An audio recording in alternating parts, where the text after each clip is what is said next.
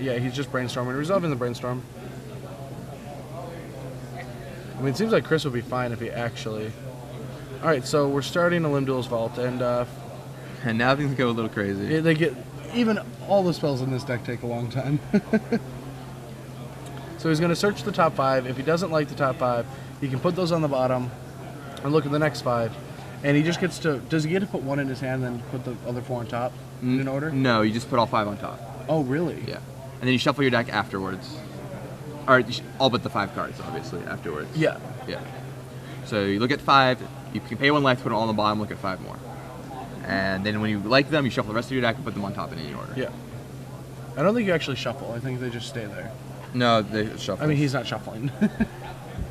Seriously? I'm almost positive the card shuffles. I think you actually just get to stack it. Yeah, it says then shuffle your library, put the last cards you looked at this way on top in any order. No, I don't think they shuffled. If they didn't shuffle... Maybe he just took the top. Maybe he didn't. Maybe he just kept the same top 5. Yeah, if he just kept the same top 5, there's no reason to shuffle. The deck is equally randomized. A lot of players just don't. I mean, if you've ever looked at the card Limb Duel's Vault, there's 1, 2, 3, 4, 5, 6, 8 lines of tiny text. Yeah. So it's easy to miss something like that. Alright, so Cabal Therapy. And then he's got Force Will, he's got the Monolith, but he has to find the Mesmeric Orb. Named Natural Order with the Therapy.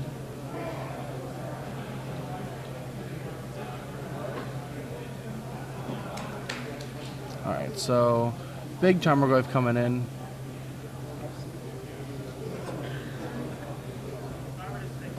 These decks are so interesting. I would have never even thought of playing either of these at tournaments. Yeah, I mean, No Rug is a pretty popular... Yeah, I did play against that at the last Legacy Grand Prix, so I do know a little bit about it. Tarmogoyf is a 3/4. Alright, there's the Monolith, and there's the Orb. Alright, so next turn, Kris will win. He can go infinite. Next turn, Kris wins. And we get to watch it. And we get to watch it. That's all the combo is, those 2 cards. Is those 2 cards. And he's got a Force Will back up. Okay. So Tarmogoyf is a 3/4. It'll crash in for 5 this turn, but assuming House doesn't have the bolt, or 2 bolts maybe, I think Kris should be able to get it. But once again, it's very painstaking how this all plays out. Especially if you're trying to play around all the different cards you can. So, what kind of cards would you play around? For example, if one of your Narcomoebas gets Path to Exiled, then or towards Plowshares, you might not be able to win anymore. Oh, so you okay. you have to do these crazy, totally backwards things to make sure that doesn't happen. So if you play perfect, there's no way you can lose. There's no combination of cards besides an ancient card or something that already stops the combo. Right, yeah, in that case. Yeah, I understand that. Yeah, probably messed up. So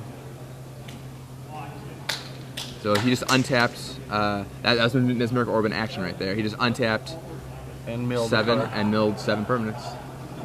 Or milled 7 cards, rather. And it's a trippy little card from Odyssey. Very strange one. Or it's from Mirrodin, actually, I think. Yeah.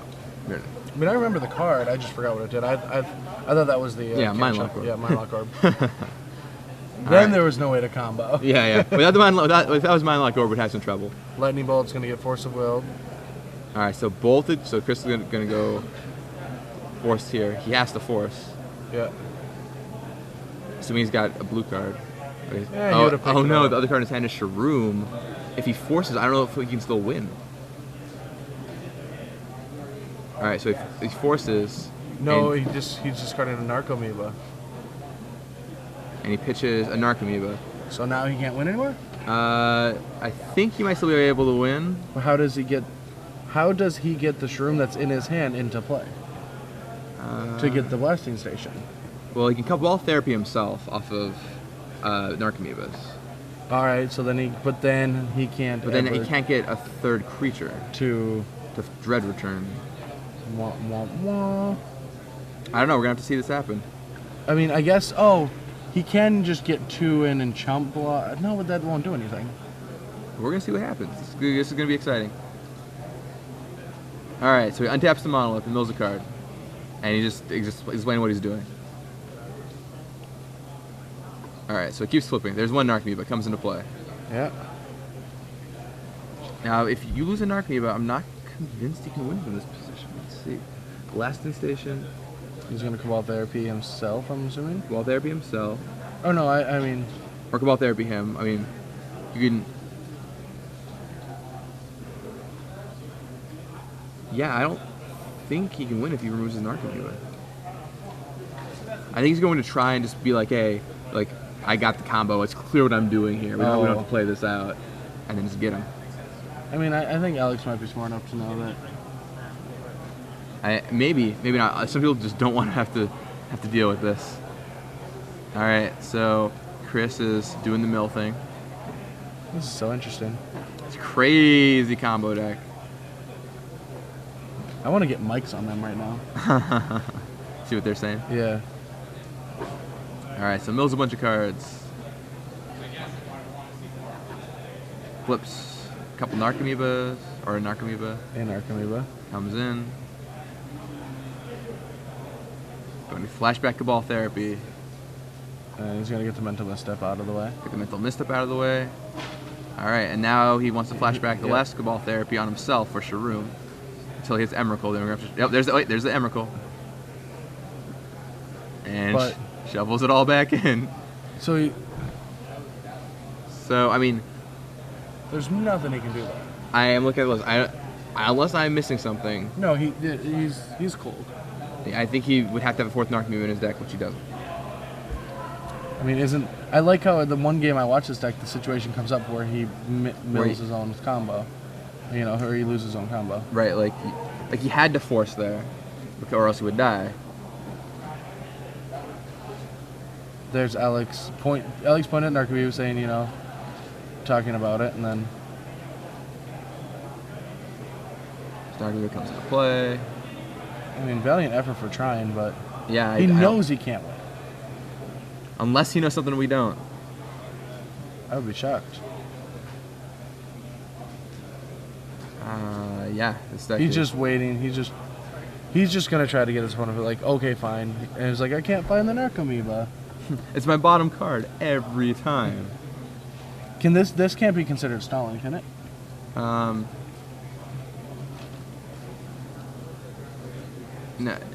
No. It can be considered stalling actually, if he does this forever. Yeah. There's a ruling. Yes, so he has to pass the turn. Go, yeah. And Kris has no way to win. I mean, unless you can get him to mill.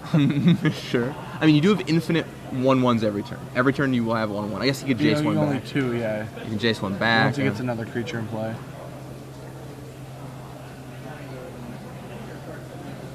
Oh, and can he actually?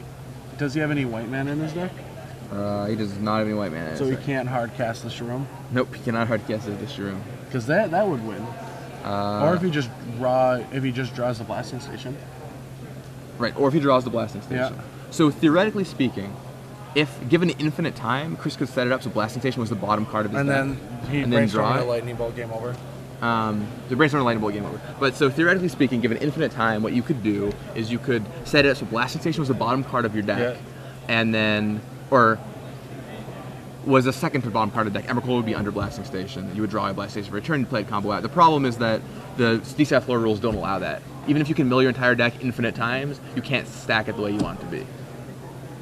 Well, I mean, of course you can't stack it the way you want it to be, because it's... So he actually did have a way to win in that situation. Oh, I see what you mean. Oh yeah, he just waits until it's there. If he got the turn past him again. Right, because he needed... Or he needed at least one blue mana to preordain, put it on the bottom. No, he had 3 untapped, right? No, at that point he had to use his 3 to untap his thing. When he was comboing out, he had 0 mana. He had no mana to keep untapping. I thought he went or Monolith, then untapped all of his lands. He did untap all his lands, but they need to be used to untap the Monolith. Oh, the Monolith untaps itself. Oh, does it? Yeah, it taps for 3, and then you can use this 3 mana to untap itself. That's how the combo works. Wait, so no, the Monolith can't. No, but the Monolith doesn't untap during your tap step.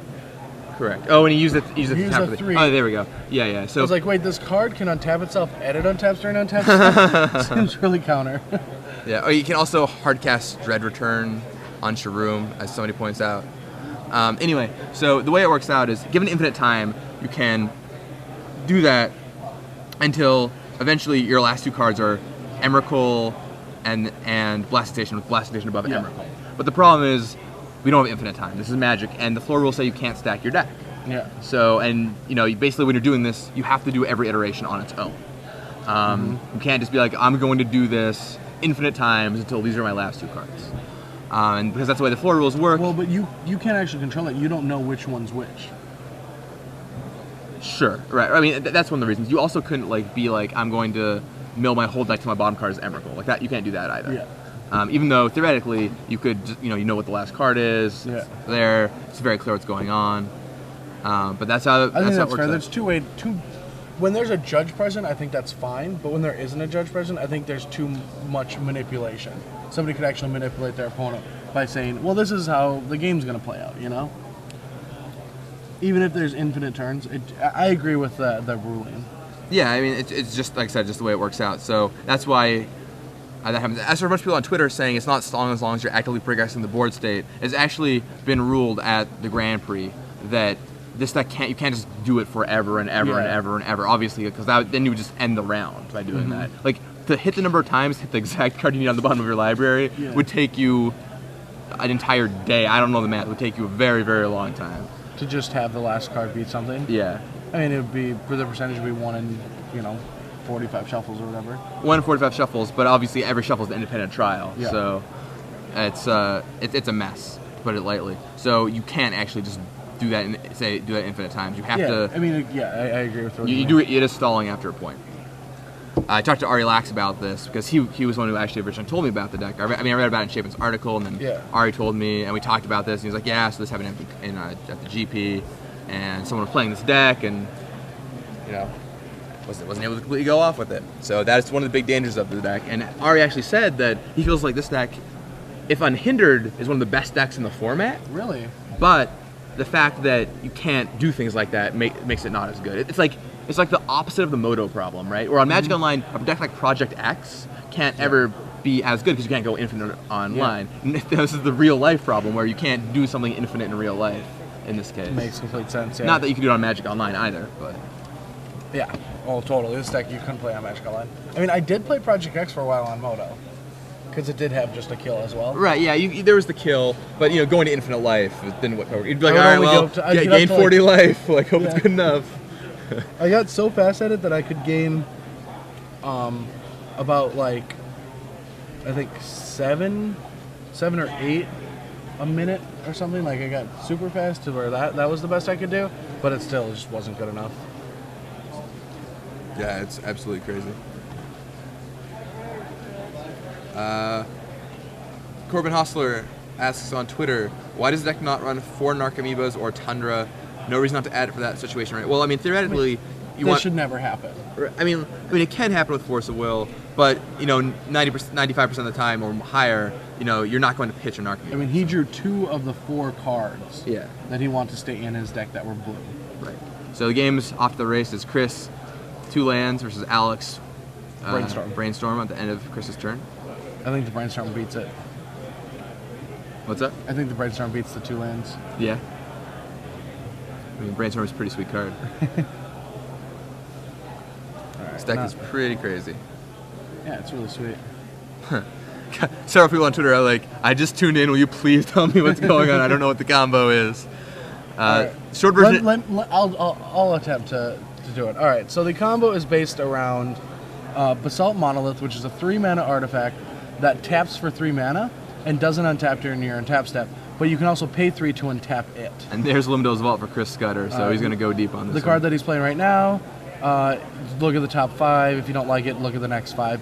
Put them in any order, and then shuffle your library. So you get to keep the top 5 on top. 1 life every time you choose. 1 life every time you switch. All right, so the other part of the combo between Basalt Monolith is Mesmeric Orb, and that's a 2-mana artifact that says whenever a permanent becomes untapped, that permanent's controller mills 1 card. So Basalt Monolith can untap itself infinite times, and so you just start milling your own deck, and the combo is 3 Narcomoebas, which come back into play, a Dread Return, which then returns Shroom the Hegemon, which then returns Blasting Station, and Blasting Station is sacrifice a creature, deal 1 damage. Whenever a creature comes into play, untap Blasting Station.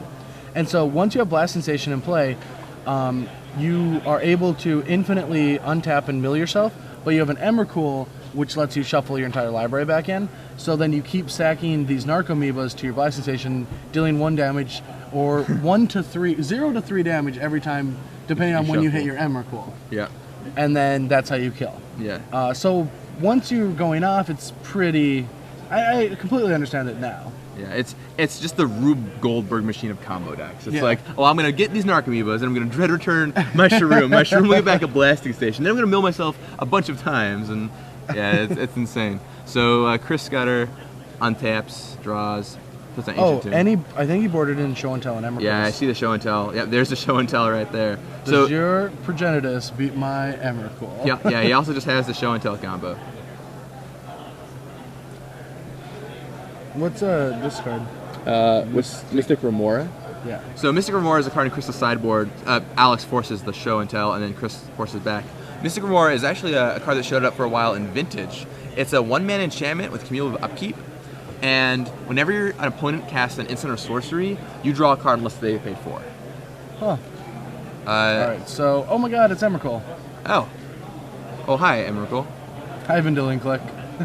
Alright, so whenever opponent, Mystic Remora costs 1, cumulative upkeep 1, whenever an opponent casts a non-creature spell, you draw a card unless that player plays 4. Is it anti-high tide? It's like High Tide, against Storm it's pretty reasonable, so... Lets you get all your free spells. Right. Interesting. There was a deck for a while, and then yeah, Alex Ma just concedes to the Emrakul. There was a deck for a little while that just like played Mystic Remora and then just meditated a bunch and just skipped its own turn. So its opponent was like, playing its spells, like drawing a bunch of cards, and it had a bunch of free counter spells. It was really goofy. I think I remember Luis talking about that or playing it. It was Luis who actually was a big proponent of that deck. Yeah. So, really good. So you just have how do you kill with that deck? I don't remember how you killed with that deck.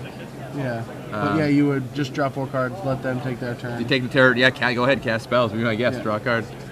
The other card here, some people might not recognize, is Crippling Fatigue. Do you know what that does? I think I'm pretty sure I remember it's the colorless black flashback -2. Yeah, exactly. Basically. Yeah, so it lets your Dread Return live through Gaddock. Right. Yeah. Yep, that's the way to get around it. Yes. Yeah. I actually got my brother to play that in his Dredge sideboard at an extended tournament, and he actually won with it. And he went to Hollywood because of it. Wow. So I do remember Crippling Fatigue. Good reason to remember. Meltdown. Meltdown it's a red card that destroys artifacts, but I don't remember how. I believe it's RX, destroy all artifacts that cost X or less. Oh, okay. I'll double check. No, that makes sense. It's good against Affinity. Yeah. RX, destroy all artifacts that cost X or less. Did you ever play the random game in Gather? That's so much fun. So Gather has a random card button. Yeah. And if you click it, you get any random card. Okay. So the game is you click it and see how many times you can click it before you hit a card you don't know. Oh, okay. I'll play you. I'm lucky. We'll do that while they're sideboarding. Quick. Okay, your turn. All right. Card number 1, Tinderwall. Did you know this exists? Yes. All right, that's 1. Teferi's Imp. No. All right. Your score is 1. We got 1. Thank you, Cedric Phillips, for getting me 1. Tinderball. Yeah, go. Yeah, the game. There's also the variant where you name the card. You have to. You have 2 people, and you do this. One person names the card. Does it count that I've seen that picture before? No, you have to reasonably know what the card does. Did you know what that did? No, I would have lost on Teferi's Imp. Okay, sweet. The highest I've gotten in is 40 something. 40 something. But somebody insane. I posted this on my Facebook, and somebody like Brian Kowal or Noah Weil got 100 and something. It was insane. There's someone who's been playing forever, right? Yeah. I miss Kowal. Oh, cool. He's one of my favorites. He still comes out in battle sometimes. Yeah, I see him every once in a while. I saw him in Kansas City. All right, well, so the players got their hands, and we'll see if Alex can show his powerful mythic big monster. The Progenitus, mighty 10/10 for 10 mana, aka 4 mana. All right, so Relic. Oh, well, Relic of Progenitus. So the thing about this deck is, I believe if played correctly, you can beat a Relic of Progenitus. But I don't remember exactly how you do it. No, you can't, because they just do it on the trigger of Emrakul in the stack. Trigger of Emrakul in the stack. Then you mill, you find... Yeah, you're probably right. I think I remember reading at one point that you could beat a Tormod's If you Crypt. have two, if you board in another Emrakul. That's it. You board in the other Emrakul. Yeah. And you keep going. But then you have to have another Narcomoeba, right? Because if they do it in response to the Narcomoeba trigger, you can't Dread Return because it's a sorcery. Oh, but Emrakul will shuffle your entire graveyard back. Yeah, so you go back and get the... Yeah, that's how you do it. You have 2 Emrakuls. Yeah. And One Emrakul, just you don't do anything. And I bet Kris probably has 2 in his deck. Kris probably has 2 in his deck because he boarded it in the Show and Tell combo. Ben Swartz just walked by in top 8s, playing, Sweet. guess which deck? This deck. No, not this deck. Kris is probably the only person in the room playing this deck. Tempered Steel. Good guess. Hive Mind. Oh, okay.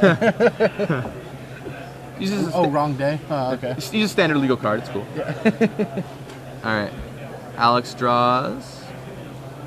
No pressure. I think Alex really wants to keep the pressure on, even if he has some hate. Like, just having defensive spells. I saw Fire and Ice, and I saw a Force. That's not really what he wants for this matchup. Passes back to Kris Scudder. Kris Scudder. Especially if Kris does a Show and Tell. Then if he even assembles a combo, the Relic does nothing. Right. I mean, as long as Kris has 2 Emrakuls in his deck. Yeah, if he kept the Show and Tell package. Yeah. So if he kept the Show and Tell package, he's fine. If he didn't, he's in really bad shape because he can't Show and Tell anymore. He had to have. Like, I imagine he did. If he just killed with that combo against a matchup that has a very little hate towards it, like Emrakul beats Progenitus. So there's the Lumindel's Vault again for Kris Scudder. What a crazy card, Lumindel's Vault. I think the craziest thing about it is this kind of card. I love cards that get better with the better the player, the pilot is. Like, Michael Jacob is probably the best person that story I've ever heard about this card. When he did it like 14 times, and because he needed a card from one stack and a card from another stack.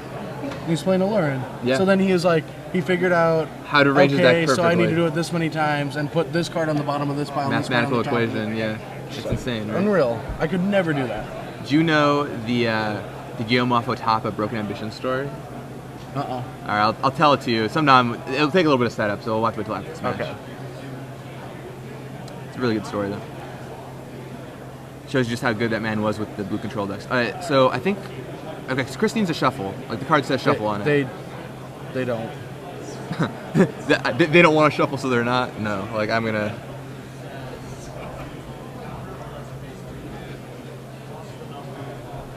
All right, so down comes Brainstorm for Kris Scudder.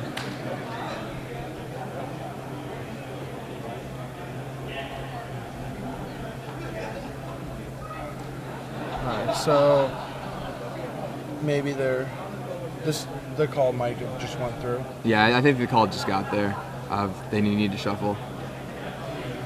It's likely irrelevant, but it's still what the card does. So, of course.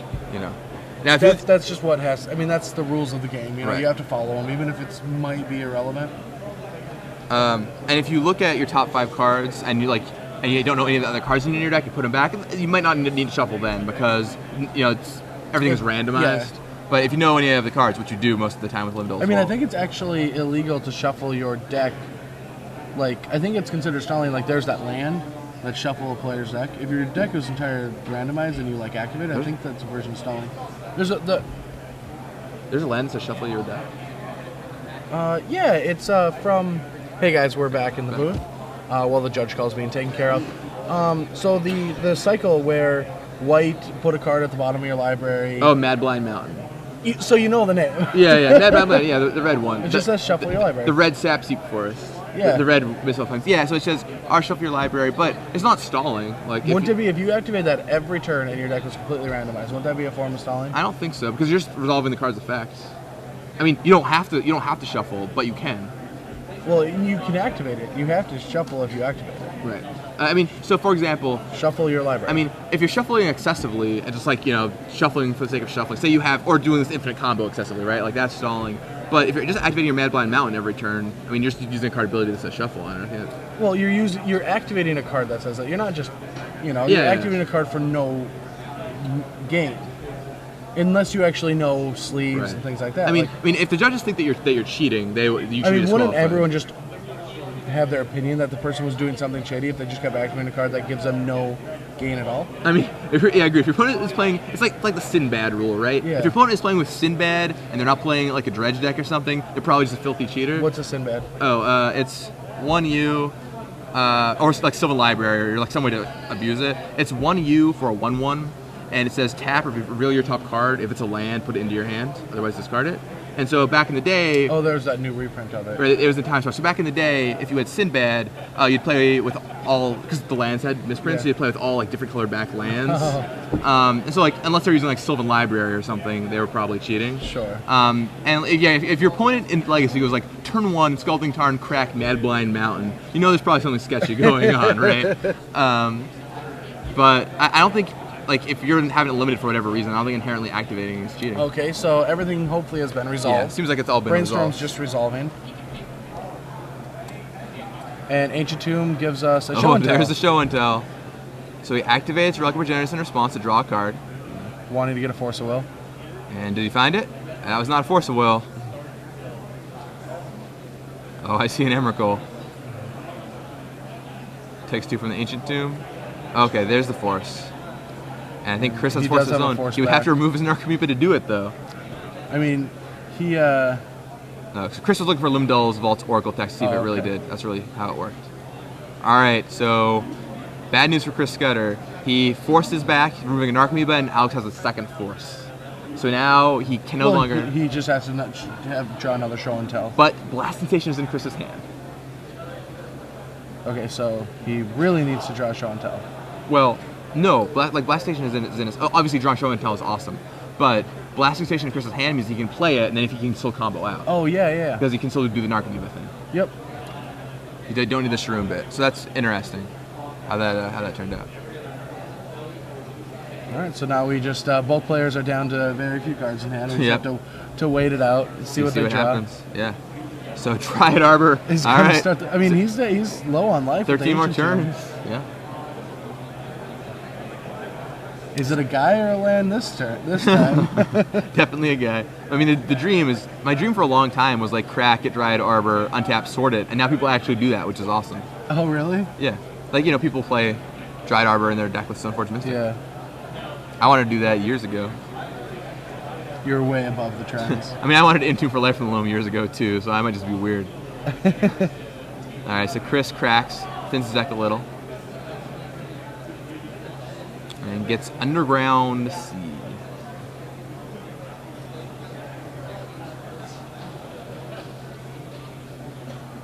Alright, draws. I think it's another Ancient Tomb. I'd probably just try and resolve that Blasting Station at the next possible opportunity. Nope, doesn't go for it. I mean, I might wait and it needs multiple combo pieces, so I'd rather just keep a card in hand because he knows one's Emrakul.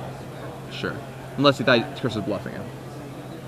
Sure, that happens. I don't think Kris would have bluffed with the rebound Force of Will, though. No, yeah. Like, there's no way you force if you're bluffing. No.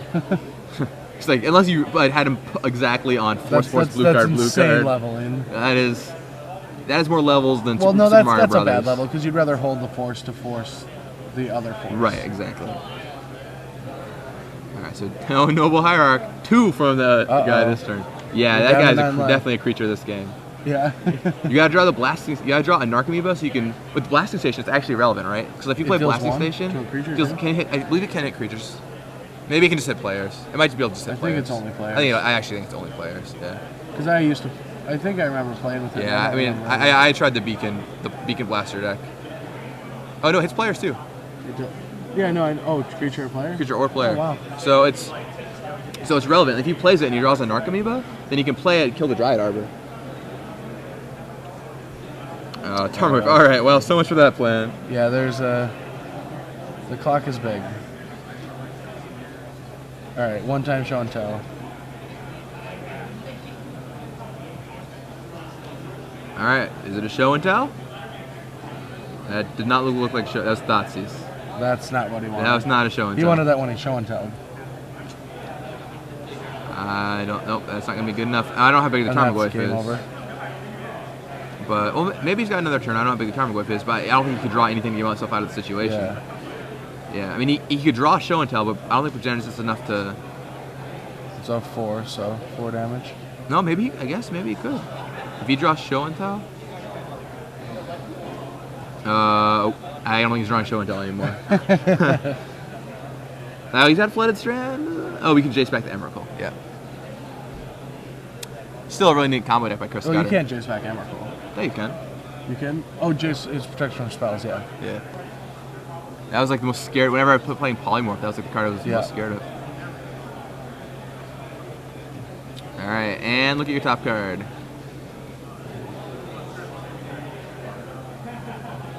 Counts as mana, and you can have that one. It's an Emrakul. Yeah, he's just making sure. He's just messing with them. That's a sick burn. 1, 2, 3, 7. That's not 15. Okay. All right, yeah, we're good. We're good. We're okay with that. All right, so Kris down to 2, and I don't think he has any way to assemble. Does he have Brainstorm? No. Yeah, I don't think he has any way to assemble the monolith orb in one turn. So. Oh no. He drew Ponder, but I don't think Ponder's gonna find anything. Ponder even for show and tell. I mean, that does nothing. So yeah, it was just unfortunate draw. Could have been pretty much any other blue card, and you would have been fine. But had to draw the Narcomoeba in the first game. Had to pitch it, and that was that. And that caused the match to be done. Man. Rough beats on Kris. Yeah, too bad. I mean, there's an argument for playing 4 Narcomoebas, I guess.